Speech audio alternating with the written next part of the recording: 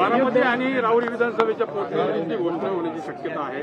बारामती आणि राहुरीच्या विधानसभा मतदारसंघाकडे कसं बघतो? नाही, मला असं वाटतं की जर त्याची घोषणा झाली तर दोन्हीकडच्या निवडणुका या मला असं वाटतं की बिनविरोध व्हाव्यात आणि एकमताने सर्वांनी मिळून निर्णय करावा असा आम्ही प्रयत्न करू.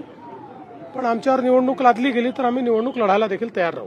शासनाचे निर्देश असतानाही मुंबईच्या महापौर जे आहेत त्यांच्या गाडीवरती लाल दिवा असल्याचं समोर आलेलं आहे. राज्य शासन या संदर्भात चौकशी करणार. मला असं वाटतं मी त्याची माहिती घेतली. लाल दिवा गाडीवर वगैरे नव्हता, पण बॉनेटच्या ठिकाणी त्या ठिकाणी लाल दिवा होता. त्याच्यात काही महापौरांचा दोष नाही आहे. त्या संदर्भात राज्यामध्ये कोणीही लाल दिवे वापरू नयेत हा जुनाच आपला निर्णय आहे. त्यामुळे महापौरांना त्याची कल्पना आहे. मला असं वाटतं की विनाकारण त्यांना टार्गेट करण्याचा प्रयत्न आहे.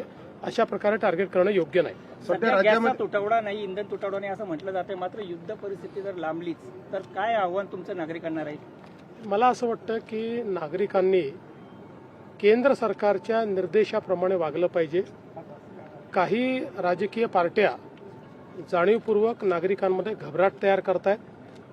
त्याच्यामुळे पॅनिक सिच्युएशन होऊन असलेली चांगली परिस्थिती खराब होण्याची संभावना तयार होते.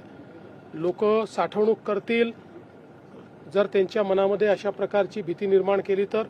त्यामुळे या सगळ्या भीती मनातनं काढून केंद्र सरकार मोदीजी नीट सगळ्या गोष्टी आपल्याकरता पाहतायत त्यावर विश्वास ठेवावा.